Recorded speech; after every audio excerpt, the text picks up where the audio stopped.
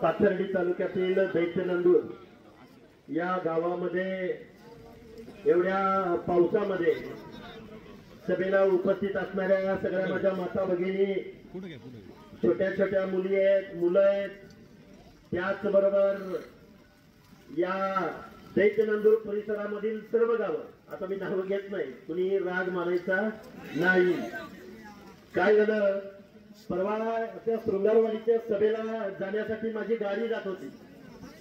काही मुलं मागच्या फाट्यावरती उभी राहिलेली होती आणि त्या मुलांना मला भेटायचं होतं, पण माझ्याही लक्षात आलं नाही की आतमध्ये दुकानाच्या समोर बसलेली होती आणि माझी गाडी पुढे आली। त्यांनी फोन करून सांगितलं आणि एक व्यक्ती गाडीच्या आडवं येऊन पुढे येऊन उभा राहिला आणि मग त्या माणसाने मला आपल्या गावामध्ये आणलं आणि आम्हाला एक दिवस द्या असं त्यांनी सांगितलं। आणि खरं तर 30-35 एकराचं मैदान त्यांनी बघितलेलं होतं। 2 ते 3 तालुक्यामधल्या किमान 1 लाख लोक उपस्थित राहतील असं नियोजन त्यांनी केलेलं होतं। पण गेल्या 4-5 दिवसाच्या कालावधीमध्ये एवढा पाऊस पडला की ही गावं सगळी पाण्याखाली आहेत। या गावातले रस्ते पूल तुटून गेलेले आहेत आणि अशी आसमानी संकट या इथल्या शेतकऱ्यांवरती, या भागातल्या नागरिकांवरती आलेलं आहे, याची आम्हाला कल्पना आहे।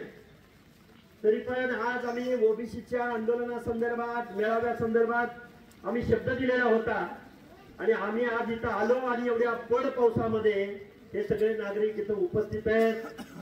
खऱ्या अर्थानं गेल्या 2-4 दिवसामध्ये काय परिस्थिती घडते याची तुम्हाला सगळ्यांना कल्पना आहे। अगदी 5 ते 10 मिनिटांमध्ये मी माझं मनोगत व्यक्त करेन। तुम्ही पावसात भिजता आहात याची मला कल्पना आहे आणि तुम्ही पावसात भिजता आहात, पण भिजत असताना तुम्ही शेतकऱ्याची लेकरं आहात आणि बोलतोय 5 ते 10 मिनिटच बोलेन। पण मी तुम्हाला एवढंच सांगेन की आता येत असताना नगरला बायपास वरती आमच्या गाडीवरती हल्ला झाला आणि हा हल्ला झाल्यानंतर खरं तर माझ्या बरोबर पुढे पोलिसाची गाडी आहे, मागं पोलिसाची गाडी आहे, पोलिसांकडे वेपन आहे म्हणजे बंदुकी आहेत, तरी माणसं न घाबरता गाडीवरती हल्ला करतायत। यांना डिपार्टमेंटची भीती राहिलेली नाही। आता पुढचं जाऊन सांगतो, तो हल्ला झाल्यानंतर मनोज जरांगेंनी बाईट दिली की हा स्टंट करतायत, स्वतःच्याच गाडीवर स्वतः हल्ला करतायत आणि स्टंट करतायत। 5च मिनिटानं दळवी नावाच्या आंदोलकाला, म्हणजे ज्या माणसानं गाडीवरती हल्ला केला, भ्याड हल्ला केला, त्या माणसाला त्यांनी अटक केली। नवनाथ आबांच्या गाडीवरती पेट्रोल टाकून आग लावण्यात आली आणि परत म्हणला हा याच्या मेवण्यानं हल्ला केला। परत कोण आरोपी ते सगळ्या महाराष्ट्रानं बघितलं। आम्हाला सांगायचं एकच आहे, आम्ही संविधानाची भाषा बोलतोय, आमच्या ओबीसीच्या हक्क अधिकाराची भाषा बोलतोय। हक्क अधिकाराची भाषा बोलत असताना मी तुम्हाला एवढंच सांगेन, खरं तर महाराष्ट्राच्या मुख्यमंत्र्यांना आमची विनंती आहे, महाराष्ट्राच्या विरोधी पक्ष नेत्याच्या माणसांना आमची विनंती आहे, महाराष्ट्रामधल्या ओबीसीच्या नेत्यांना आमची विनंती आहे, प्रत्येक आमदार खासदाराला आमची विनंती आहे की आमचं आज रोजी ओबीसीचं आरक्षण गेलंय आणि तुम्ही बोलायला तयार नाही। आम्ही गावगाड्यातली पोरं, ओबीसीची पोरं, आम्ही बोलायला लागलोय तर आमच्यावरती हल्ले होत आहेत। मुख्यमंत्री महोदय, तुम्ही आमच्या ओबीसीच्या आरक्षणाचं संरक्षण केलं नाही। काय बोलतोय मी, आमच्या ओबीसीच्या आरक्षणाचं संरक्षण तुम्ही केलं नाही।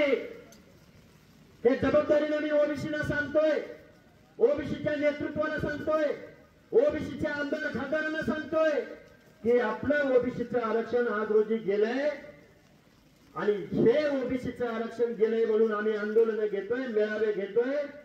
माऊली, आतापर्यंत 9 हल्ले झालेले आहेत। बळीराम तात्या, आत्ताच हल्ला झाला, परवाच्या पवनकरवरती हल्ला झाला, तो जो नितीन जगताप नावाचा मुलगा आहे, यानं प्रवीण जगताप आणि नितीन जगताप, त्या नितीन जगतापनं 20 ऑगस्टला पोस्ट केली होती।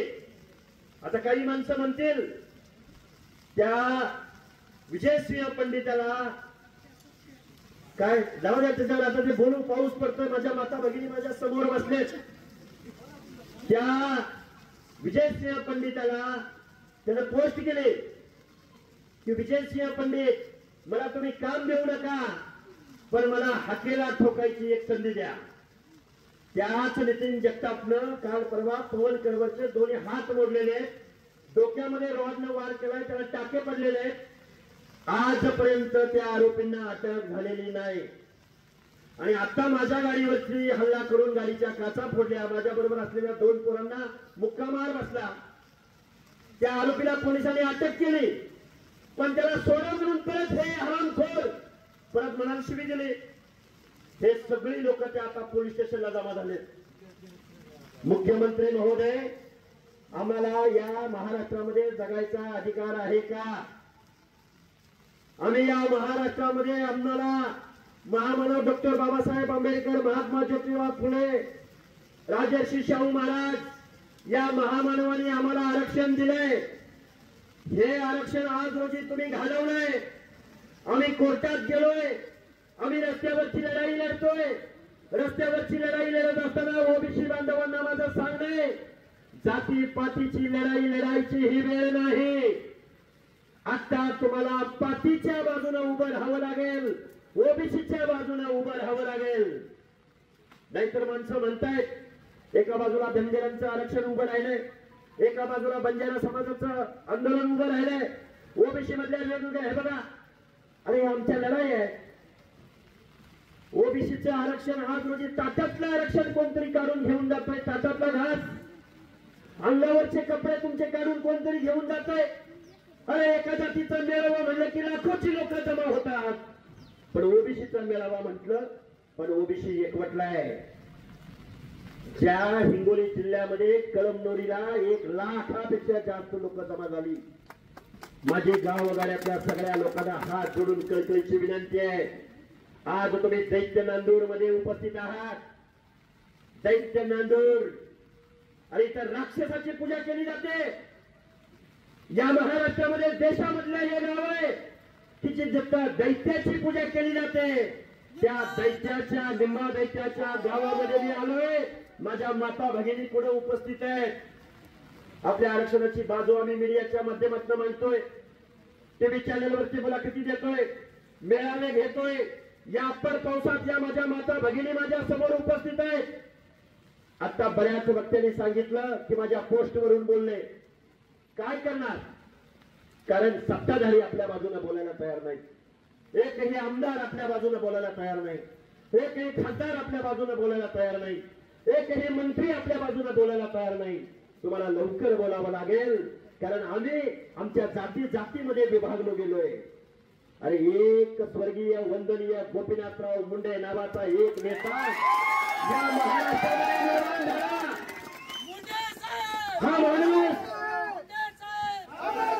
हा माणूस आज रोजी जर जिवंत असता तर या महाराष्ट्रामधल्या ओबीसीवरती ही वेळ आली नसते. जबाबदारीने बोलतोय मी, तुमच्या समोर आलो म्हणून नाही बोलत. लोकनेता ज्या माणसाला म्हटलं गेलं लोकनेता, अरे एका बाजूला भगवान गडावरच्या ऊसतोड मजुराच्या खांद्यावरती हात ठेवावा आणि दुसऱ्या बाजूला छत्रपती शिवरायांचे वंशज उदयनराजे यांच्या खांद्यावरती हात ठेवावा. राजे मी तुम्हाला आमदार करतोय, राजे मी तुम्हाला मंत्री करतोय. हे का बोलतो मी तुमच्या समोर? कारण तुम्हाला आम्हाला एक व्हावं लागल, ओबीसी म्हणून एक व्हावं लागल. आता आमच्यामधल्या छोट्या छोट्या छोट्या जाती आहेत, या जातींच्या हिताचं संरक्षण तुम्हाला मला करावं लागल. तुम्ही आम्ही ज्या गावगाड्यामध्ये गावाच्या गावात तुमची आमची लोकसंख्या आहे. अरे आता हल्ला झाला तर आडवं आपल्या भागातल्या सगळी लोक 4 व्हीलर गाड्या काढून तिथं आम्हाला आडवं भेटायला आले. अरे गावगाड्यामध्ये तुमची आमची संख्या जास्त असून जर तुमच्या आमच्यावर हल्ले होत असतील तर गावगाड्यातल्या छोट्या छोट्या घटकांचं काय होणार? गावगाड्यातला माळी, साळी, कोळी, तेली, हाटकर, धनगर, समगर, वंजारी, लोणारी, परीट, गुराव, घरशी, नाभिक, सुतार, लोहार, कुंभार, बेडर, रामोशी, मुस्लिम समाजामध्ये सगळे ओबीसी बांधव, या सगळ्या माणसांचं संरक्षण करायची तुम्हाला आम्हाला आज गरज आहे. बैरामताच्या बरोबर आहे का? दौलताबा बरोबर आहे का? चुकीचं आहे? लढावं लागेल की नाही लढावं लागेल? बरोबर आहे का? हा बरोबर आहे का बाळासाहेब? बरोबर आहे का चुकीचं आहे? काय आगाऊ साहेब, तांबे साहेब, सगळ्यांची नावं घेतो मी. आमचे स्थानिक सरपंच कुठे आहेत? अरे बारक्या भेटू नको, तुझ्या भवितव्यासाठी चाललंय. बरोबर आहे का चुकीचं आहे? आमच्या गावात आहेत, आमची इतकी मंडळी आहेत सगळे. अरे किती जणांची नावं घ्यायची? अरे या माझ्या माता भगिनीचं पावसात भिजतायत. सुनील ढाकणे साहेब, सारंग साहेब कुठे आहेत? सगळी मंडळी. आता बघा नाव उघडे साहेब, नाव घेतलं नाही म्हणताल. आमचे ठकाजी कोळेकर कुठे आहेत? बट्टोने मामा, हा आमचे दुसरे सुशील कोळेकर. आता हे बघा नावं यांची घेतली आणि यांची नाही घेतली असं केरकर साहेब अजिबात मनात मानायचं नाही. गाव वगैरेच्या 18 पगड जातीची लढाई आपल्याला उभी करायची आहे. ओबीसीची लढाई आपल्याला उभी करायची आहे. आता काही होतं कमी जास्त 19-20 तेवढं बाबा. अरे तुम्ही आम्ही गाव वगैरेतली शेतकऱ्याची पोरं, तुम्ही आम्ही गाव वगैरेतली मेंढपाळीचा व्यवसाय करणारी पोरं, तुम्ही आम्ही गाव वगैरेतली ऊसतोड मजूर ऊसतोडी करणारी पोरं. अरे आमच्या जर माता भगिनीने जर काष्टा घातला आणि हातामध्ये जर कोयता घेतला, नाही माणसं नाही मारायची, आसमानी आणि सुलतानी संकटावरती मात करायची. जबाबदारीने बोललं पाहिजे. कारण लगेच म्हणतील बघा आपण काय बोललं लपडं आणि यांनी काय बोललं प्रेम. अरे चाललंय काय नक्की या महाराष्ट्रामध्ये? आता मी आलोय नगर जिल्ह्यामध्ये, नगर जिल्ह्यामध्ये आलोय. तुम्ही कुणाला खासदार म्हणून निवडून दिलं? कोण कोण? आता लंके आणि त्याच्या अगोदर कोण? विखे पाटील, विखे राधाकृष्ण विखे. बरोबर आहे का? काय केले सांगू का त्यांनी? विखे पाटलांनी केलं असं, एका उपसमितीचं अध्यक्ष विखे पाटलांना केलं. विखे पाटील तुमची 5वी पिढी राजकारणात. कारखान्यात तुमचं, दूध संस्था तुमच्या, आमदारक्या तुमच्याकडं, खासदारक्या तुमच्याकडं, शिक्षण संस्था तुमच्याकडं, ऊसाची शेती तुमच्याकडं, वायनरी तुमच्याकडं, नोकरदार तुमच्याकडं. आणि तुम्ही काय केलं? ओबीसीचं आरक्षण संपवलं आणि मराठा समाजाला ओबीसी समाजाच्या आरक्षणामध्ये आणून घुसवलं. अरे गाव वगैरेमधला माझा डोंगराच्या कुशीला काम करणारा, बलुत्याचं आलुत्याचं काम करणारा विमुक्त जातीमधला माणूस. अरे या माणसांचं होणार काय? अरे विखे पाटील या महाराष्ट्रामध्ये राज्यकर्ती जमात म्हणून, या महाराष्ट्राचं मुख्यमंत्री पद, या महाराष्ट्राच्या आमदारच्या खासदारच्या 200 कारखाने तुमच्या नावावर. अजित दादा पवार, सुप्रिया सुळे, शरदचंद्रजी पवार. अरे मराठा समाज जर ओबीसी मध्ये सामील झाला तर गाव वगैरेतल्या ओबीसीच्या जाती तुमच्या स्पर्धेमध्ये टिकतील का? तुमचं आमचं एखादं पोरग शिक्षक होईल, डॉक्टर होईल, नोकरीला जाईल. अरे तुमच्या आमच्या एखाद्या माता भगिनीनं आपलं लेकरू कलेक्टर व्हायचं स्वप्न बघितलं तर ह्या राज्यकर्त्या लोकांच्या स्पर्धेमध्ये तुमचं लेकरू टिकेल का? काल परवा सुप्रिया सुळे बोलल्या, अजितदादा पवार बोलले की आर्थिक परिस्थितीवरती म्हणे आरक्षण द्या. त्या कर्जत जामखेडमध्ये फासे पारद्याची एक माता भगिनी काल परवा मरण पावली. आणि त्या माता भगिनीला अंत्यसंस्कार करायला जागा त्या कर्जत जामखेड मधल्या लोकांनी दिली नाही. सुप्रियाताई सुळे उत्कृष्ट संसदपटू, अजितदादा पवार उपमुख्यमंत्री आणि रोहित दादा पवार शरद पवारांचा लाडका नातू. तुम्ही म्हणता आर्थिक बेसवर आरक्षण द्या, आणि त्या पारद्याच्या माझ्या माता भगिनीला अंत्यसंस्कार करायला जागा मिळाली नाही. ती गरीब होती म्हणून नाही, तर ती फासा पारद्याची होती म्हणून तुम्ही तिला अंत्यसंस्कार करू दिले नाही. आमचा एक जाधव नावाचा कार्यकर्ता ते ब्रेक घेऊन तहसील कार्यालयाच्या समोर येऊन बसला. पुरोगामी महाराष्ट्र, पुणे शाहू आंबेडकरांचा महाराष्ट्र, एका प्रेताला अंत्यसंस्कार करायला जागा मिळाली नाही कारण त्याची जात फासे पारद्याची होती म्हणून. आता मी तुमच्या समोर एवढं बोलतोय, आतडी तुटस्तर बोलतोय. माझ्या माता भगिनींना सांगणे, आपल्या लेकीला शिकवायचं, तिला संघर्ष करायला शिकवायचं. अरे तुम्ही आम्ही तुमच्या आमच्या बाप दाद्यांनी या माणसांना आमदार केलं, खासदार केलं, वतनदार केलं, जागीरदार केलं. त्याच माणसाने तुमचं आमचं आरक्षण संपवलंय. आता एवढा बळ पाऊस पडतोय, खूप काही बोलता येण्यासारखं आहे. पण मी एक प्रश्न तुमच्या समोर उपस्थित करणार आहे. आमच्या पवनकर बरोबर हल्ला झाला, नवनाथ बाबांची गाडी पेटवली, आमच्या बैरामचा त्याला रोज शिव्या आणि रोज धमक्या येत आहेत. आमचे बजरंग सानप, आमचे सुनील ढाकणेंवरती केसेस दाखल आहेत, खोटे केसेस. 70 लोकांची यादी आहे. 2 लोकांना मारून झालंय, अजून 70 लोकांना मारलं जाणार आहे. छत्रपती शिवाजी महाराजांच्या स्वराज्यामध्ये जीवाची कुर्बानी करणारे आम्ही बलुतेदार अलुतेदार ओबीसी बांधव होतो. मुख्यमंत्री महोदय, तुम्ही आमचं आरक्षण संपवलंय. आज रोजी हा ओबीसी शांत आहे, हा ओबीसी विखुरलेला आहे. बाळासाहेब, आपल्याला ह्या सगळ्या जात समूहांना एकत्र आणावं लागेल.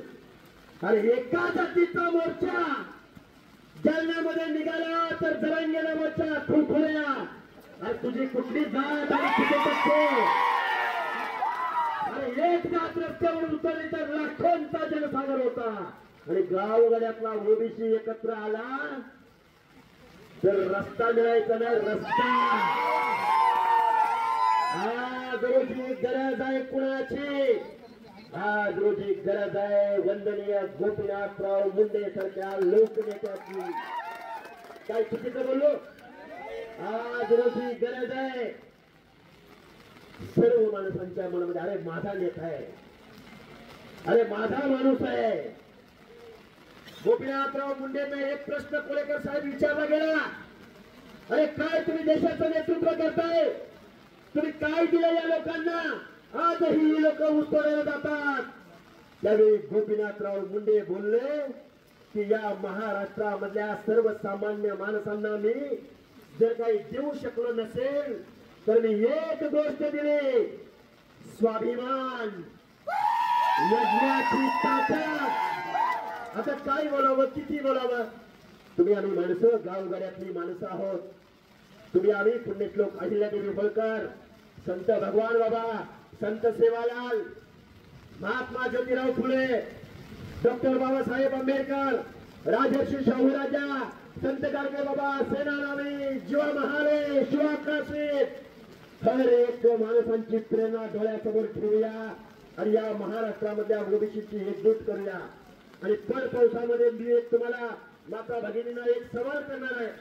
तुम्ही जर होय म्हणाला, आता परत म्हणाला हा स्टंटबाजी करतोय, परत म्हणाल लक्ष्मण हाते स्टंटबाजी करतोय. माऊली, आबा, तात्या, अजून सगळी मंडळी माझ्या मागे उभी राहिलेल्या सगळ्या लोकांना, डांगरे साहेब, अरुण भाऊ, मुंडे साहेब, अरे आता कुणाकुणाची नावं घेऊ?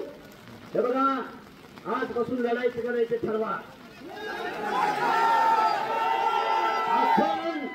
आपण जर लढलो तर आपण वाचलो, आपण जर एक झालो तर तुम्हाला आम्हाला हक्क अधिकार मिळतील. आणि तुम्ही आम्ही जर एक नाही झालो, नाही लढलो तर आपल्याला परत गुलामीत जावं लागेल. काय करायचं ते ठरवा, काय करायचं ते ठरवा. आणि एकच तुम्हाला बाबासाहेबांचा एकच मंत्र सांगेन, आपल्याला जो त्यांनी मताचा अधिकार दिलाय, या राज्यकर्त्या लोकांना एकच गोष्ट समजते, तुम्ही जर एकत्र आला, या राज्यकर्त्या लोकांना मताची भाषा शिकवायची, ओबीसी म्हणून एक व्हायचं, दीनदलित बांधवांना एकत्र करायचं. अरे आज ओबीसीचं आरक्षण गेलंय, उद्या दीनदलितांचा अट्रॉसिटी कायदा रद्द होणार आहे, उद्या एससी एसटीचं आरक्षण जाणार आहे. अजित जाधव पवार आणि एससी एसटीला निधी दिला नाही, महाज्योतीला निधी दिला नाही, तुम्हाला एखादं वसतिगृह बांधलं नाही, तुम्हाला एखादा कारखाना दिला नाही, तुम्हाला आम्हाला एखादा चिलिंग प्लांट दिला नाही, सूतगिरणी दिली नाही. पवार आणि पावणे रावळे बघितले, स्वतःची जात बघितली। स्वर्गीय यशवंतराव चव्हाणांना एक प्रश्न विचारला होता, हा महाराष्ट्र मराठ्यांचा होणार का मराठी माणसांचा होणार? यशवंतराव चव्हाण बोलले, हा महाराष्ट्र मराठी माणसांचा होणार, 18 सगळ जातीचा होणार। पण आज रोजी या ओबीसींना मानाला मान, सन्मान, खणाला खण, चोरीला चोरी मिळाली नाही, मान सन्मान इज्जत मिळाली नाही। आजही आमचा माणूस एखादा दुसरा अपवाद सोडला तर आमदार होऊ शकत नाही, खासदार होऊ शकत नाही, मंत्री होऊ शकत नाही। आणि जे कोणी झाले ते पक्षाचा घे झेंडा, लाव दंडा, उचल चटाई, जे हुजूर। अरे आज रोजी तुमचं ओबीसीचं आरक्षण गेलंय, तुम्ही जर नाही बोलला, आणि आता ओबीसी बांधवांना आणि ओबीसी नेत्यांना पण माझी विनंती आहे, तुम्ही बोललं पाहिजे, घरी पाठवायचं तुम्ही। हे बघा आता पाऊस पडतोय, माझ्या समोर माता भगिनी आहेत, माझं एकच विनंती आहे, लढायचं ना? ही लढाई चालू ठेवायची का? ही लढाई चालू ठेवायची का?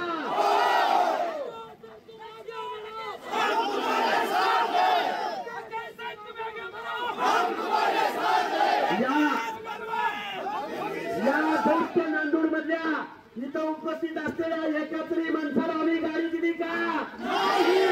एकातरी माणसाला आम्ही कुणाला डिझेल दिलं का? इथं मंडप आहे का? कशासाठी आपण इथं जमलोय? कशासाठी आपण इथं जमलोय? 50 ते 60% लोकसंख्या तुमची आमची आहे, आणि अजून दलित बांधव, आदिवासी बांधव तुम्ही कशा पद्धतीने उठाव करताय हे पाहत आहे। 60 ते 70% लोकांना एकत्र करू आणि तुमचं आमचं आरक्षण वाचवू, संविधान वाचवू, हक्काधिकार वाचवू आणि स्वतःचा अभिमान वाचवू, एवढा आशावाद मी तुमच्या समोर व्यक्त करतो। आणि ही लढाई नवनाथाला कुठे आहे? बैरांच्या आता मी खूप वेळा नावं घेतलीत, आपल्याला लढायचं आहे, जीवाच्या शेवटच्या घटकेपर्यंत लढायचं आहे, शेवटच्या रक्ताच्या शेवटच्या थेंबापर्यंत लढायचं आहे। अमर रहे, अमर रहे। आणि इथून पुढे एकच पर्व, एकच पर्व, एकच पर्व, एकच पर्व, एकच पर्व, एकच पर्व, एकच पर्व।